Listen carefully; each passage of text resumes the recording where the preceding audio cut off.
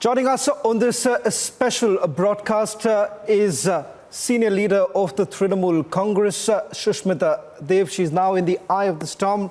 Ms. Sushmita Dev, thank you very much for speaking to Republic TV. You're joining us on a day where we've seen a massive ruckus taking place inside the Parliament. I want to start by asking you, what exactly happened inside the Parliament today?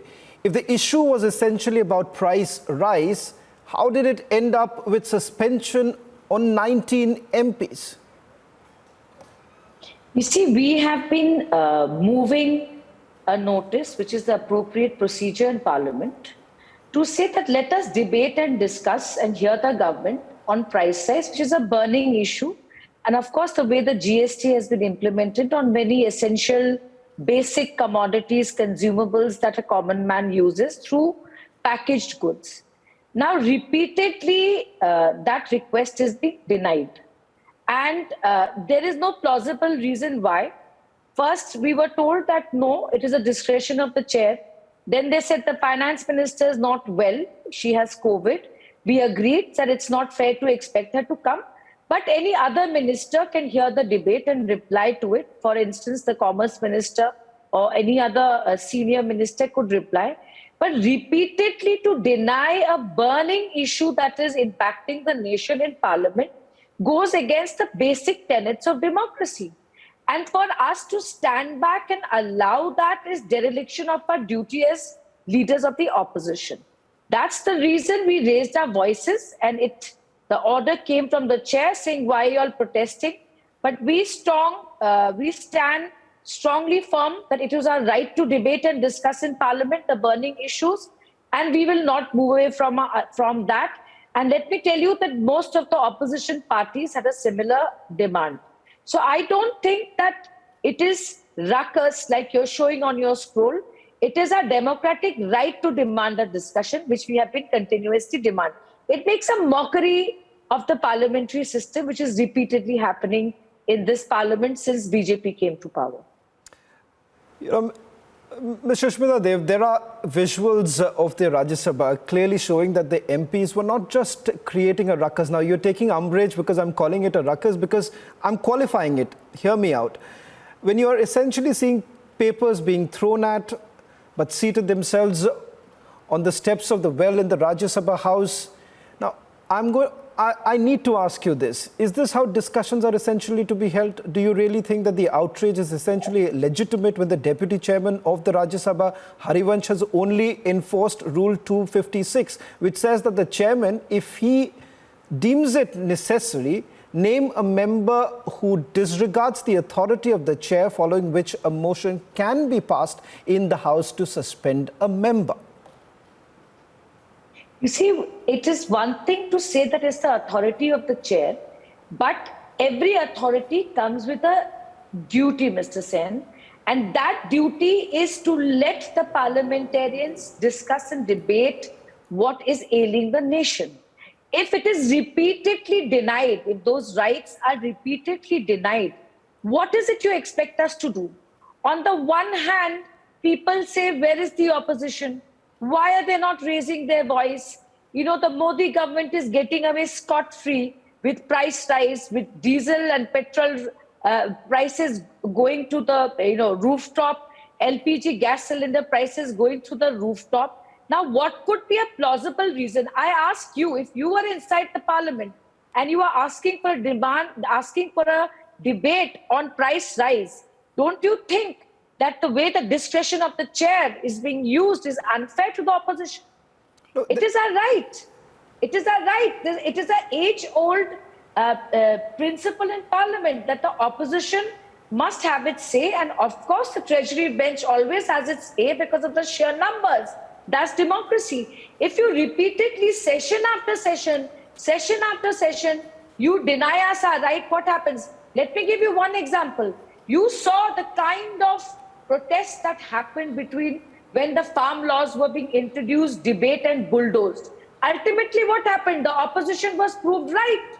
Prime Minister had to take back those laws. If he had listened to the opposition and acceded to our demand of what we were saying, then the Prime Minister wouldn't have faced the embarrassment that he did nationally. That speaks volumes about the way the Parliament is functioning.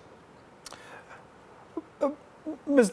Dev, you are certainly regarded as a very sincere politician, someone who sticks to the rule book. I want to ask you this question because what you really hear from the BJP is that they say that where was democracy when the 7 parliamentarians from the Rajya Sabha were suspended back in March 2010 when they protested against Hamid Ansari for tabling a women's reservation bill. So the question is, in the manner in which you raise the question. Once again, let me tell you this. I'm not saying that the opposition should not. Of course, the opposition should be raising questions. But the question is the manner in which it is done. Are you disrespecting the chair? See, the greatest disrespect to the parliamentary system is to suspend democracy. You have suspended parliamentary democracy, and it's happening repeatedly. If you want to compare it to some instance where 7 BJP members were suspended when a bill was tabled, then I rest my case that they too believed in that kind of protest. So at least they should not be the ones criticizing us. See, in parliamentary democracy, you cannot speak against the chair. So I would not like to speak against the chair on a TV debate. But please believe me, Mr. Sen, when I say this has become a pattern. They have almost turned the parliamentary procedure it's almost defunct. Repeatedly we are denied. Repeatedly denied our space, denied our right. And for us to sit there as mute spectators is a greater disservice to democracy, and that's what we think. At least the people who are watching us today should know that price rise, which is breaking the backbone of the common man, is the issue we are fighting for inside, and we are not fighting for some personal issue. This is the duty of the opposition, and I stand strong and I stand tall in saying that demand stands. There should be an immediate discussion on price rise. And why is the government fearful? They have the numbers in parliament. Tell us, give us an explanation. And if they speak, the nation also finds out that what is the reason they can't control prices. The same government that said, "Bahut hui महंगाई की मार, अब की बार Modi Sarkar," they should have the courage to reply to price rise. What are they avoiding? What are they scared of?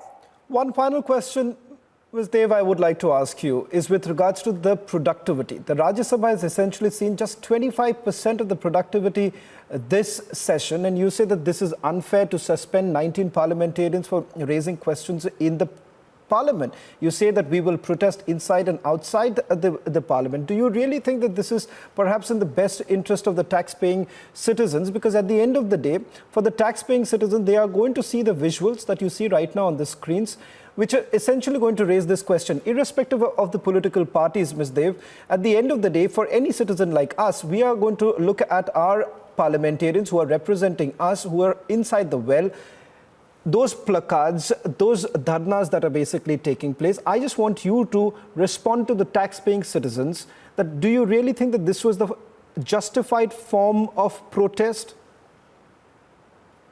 See, Mr. Sen, what is a greater disservice to a country, with a democratic country, which is government of the people, for the people, by the people? I want to tell those people, do you want us to sit in the parliament as mute spectators while they bulldoze us and don't let us speak? You're talking about wasting public money.